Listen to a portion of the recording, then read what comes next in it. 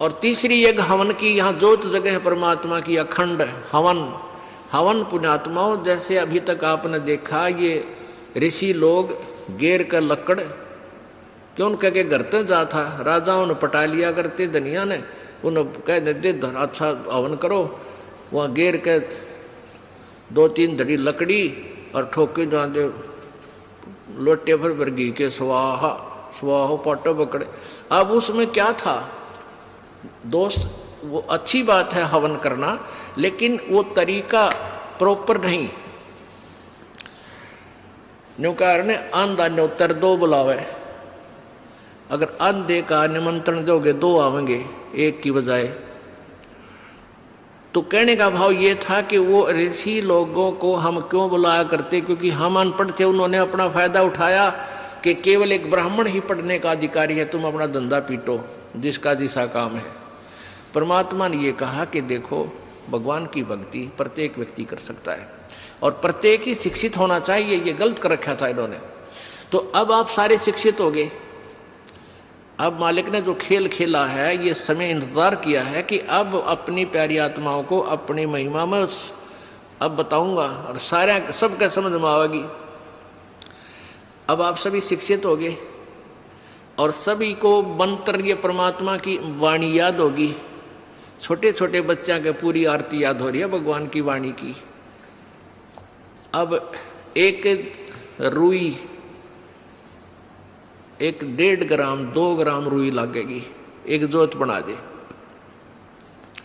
खड़ी जोत लगा दी, उसमें घी डाल दिया जितने आपकी इच्छा है, एक कटोरा भर दे, सारे दिन जले, तो उसमें वो घी उसमें डाल दिया और हम अपना मंत्र वाणी सुबह नित्यनेम करें, दोपहर में रमैणी करें, शाम में संध्या आरती करें, ये भगवान की वाणी भी हम बोलते रहते हैं, तो वो भी हवन हो रहा है। उस लकड़ियों वाले हवन की तुलना में ये हवन श्रेष्ठ है, क्योंकि इसमें आप एक 100 ग्राम रुई में 1 क्विंटल घी हवन कर सकते हो। उसमें घी, उसकी जोत ने जलन नहीं दे, उसमें डालने जावे घी। 100 ग्राम जोत में 1 क्विंटल घी हवन कर सकते हो आप। और लकड़ियां में 1 क्विंटल घी हवन करने के लिए कम से कम भी 20 किलो तक कम से कम लकड़ी जला देते हो, तो उन लकड़ियों के जलने से कार्बन डाइऑक्साइड अधिक होती है। उस 2 धड़ी यानी 20 किलो लकड़ी समाप्त की जलने की तुलना में एक 100 ग्राम रुई की का प्रदूषण उससे कई हजार गुना कम होगा। तो हमने ये अपनाना है, तो हम अपना हवन डेली करें हैं। अब क्या करा करते, कोई मृत्यु होगी, बुलाओ गुरुजी ने और हमारा हवन करियो 2 दिन 4 दिन, वो 2 दिन के हवन में किला टूट गया। रोज करो हवन अपना, एक जोत लगा दे, सुता उठ के हाथ पैर धो ले, नहान का ना फुर्सत मिले, कोई जरूरी ना होती नहाना, इसमें नहाए धोए क्या भ्याज है, मन का मैल ना जाए और मीन सदा जल में रहे, धोए बास ना जाए। अंदर से अंतःकरण साफ हो, हाथ पैर जरूर धो ले, क्योंकि धार्मिक वस्तुओं के हाथ लगाने। और जोत ला दे, अपना मंत्र करता रहे, काम करता रहे, अपनी आरती बोल ले जा, नित्यनेम भी कर ले, रोटी पोए जा, नित्यनेम चलता रहे। आजकल तो आधुनिक बहुत से उपकरण हो गए हैं, वैसे भी याद हो जाते हैं कुछ दिनों में। और नहीं बैठ कर अपनी किताब लेकर वह पढ़ ले। अब हवन हो गया तो हम अपना काम आप करेंगे। जो बात बनेगी, किसी के बच्चा हो जाता था तो उसने क्या कहा करते, 7 दिन तक तुम, जैसे पहले ज्योति तो सभी जलाते थे, तो क्या कहते थे, 7 दिन ज्योत नहीं जलानी तुमने, 13 दिन वो तेरा गजब हुई हो, 13 दिन रोटी नहीं खाते या तुम और काम ना करते। और किसी की मृत्यु हो जाती है उसमें भी ऐसे कहा करते थे। जैसे जन्म होने पर तो वो जब तक वो छठ ना होती इतने कहा करते, मृत्यु के बाद कहते हैं 13 दिन तक आपने कोई धार्मिक क्रिया नहीं करनी। है तेरा गजब हो।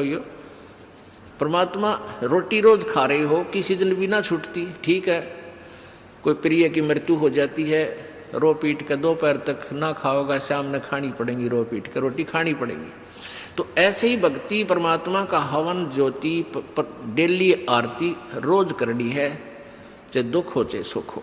ये परित्याग नहीं करना, ये भूल है हमारे। अब जो प्रसंग चल रहा है वही आते हैं फिर।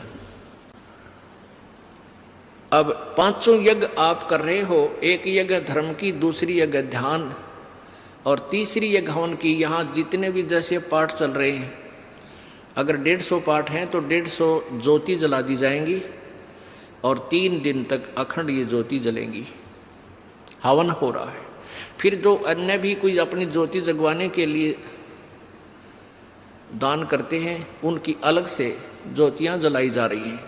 वो दिन रात पूरे महीने चलती हैं, पूरे वर्ष चलती हैं। तो ये एक तीसरी यज्ञ हवन की, चौथी यज्ञ प्रणाम और 5वीं यज्ञ ये तत्व ज्ञान की। इन 5 यज्ञों और ओम नाम के मंत्र की कमाई को हम इस ज्योति निरंजन के पास छोड़ देंगे। हम क्या करते रहे,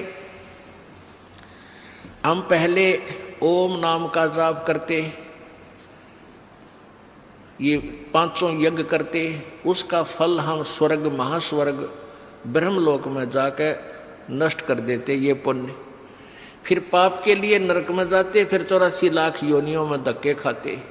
अब परमात्मा से हम की वाणी से हमें ज्ञान हो गया कि इस कमाई को हम वेस्ट नहीं करेंगे। हम यहाँ कोई मंत्री बनेंगे, ना हमने मुख्यमंत्री बन की आवश्यकता, ना प्रधानमंत्री, ना इंद्र की पदवी हमें नहीं चाहिए।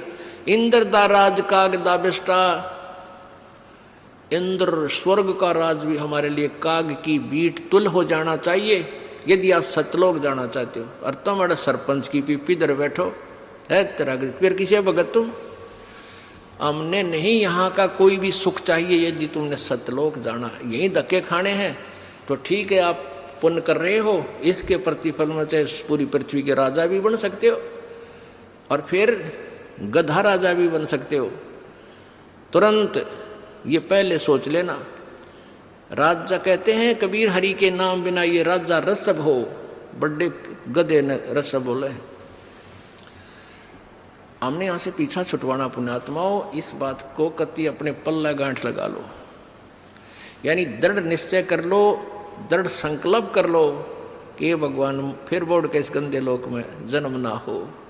हृदय में एक ऐसा हेट बने और वहाँ की इसी उमंग बने, सतलोक जाने की। जैसे बालक बच्चे ने कह दे कि तेरे मामा का ब्याह है, माँ कहती है भाई चल वहाँ चलेंगे, तो कई दिन पहले कूदन लग जाया करो बच्चे, मामा का जाऊँगा, मामा का जाऊँगा। तो ऐसे ही हमने सतलोक जाने की उमंग भर जानी चाहिए। अगर आपके हृदय में ये पक्की दस जाती है कि वहाँ सतलोक है, वो सच्चा सुख सतल है, हमारा मूल स्थान वहाँ है, हमारे वहाँ पहले के कुछ साथी भी वहाँ रहे हैं जो हमारे की तरह बेवकूफ़ ना बने। तो गरीबदास साहिब जी ने कहा है, वाह वाह अमरपुर जाऊंगा, वाह वाह अमरपुर जाऊंगा, सतलोक जाऊंगा, दीन दयाल भक्ति दे मोको, अनहद वाणी गाऊंगा, वाह वाह अमरपुर जाऊंगा, वाह वाह अमरपुर जाऊंगा। यानी ऐसी उमंग हो आपके अंदर। तो ऐसे ये 5 यज्ञ जब होगी तो 5 यज्ञों का प्रतिफल और ओम नाम की जो कमाई है हम यहाँ नहीं लेंगे, कत्ती भी नहीं लेंगे। चाहे हमने आपका तो बेरना पर दास तो थूके भी नहीं आके इस राज और पाठ और 21 ब्रह्मांड भी दे तो भी नहीं चाहिए। हमने तो झंझट मिटवाना संग जन्म का। 4 मुक्ति जहाँ चंपी करती माया होरी दासी, और दास गरीब अभय पद पर से वो मिले राम अविनाशी। उस सतलोक में जाने के बाद यहाँ की जो 4 मुक्तियों के सुख, जो अंतिम मुक्तियाँ हैं, और ये मुक्तियाँ चारों नाशवान हैं, ये इनका फल समाप्त होता है। और वहाँ की वो ये सुख जो तुम यहाँ चाहते हो, जो अंत में नष्ट होते हैं, वो कभी नष्ट नहीं होते। वहाँ ये भी सुख मिलेंगे।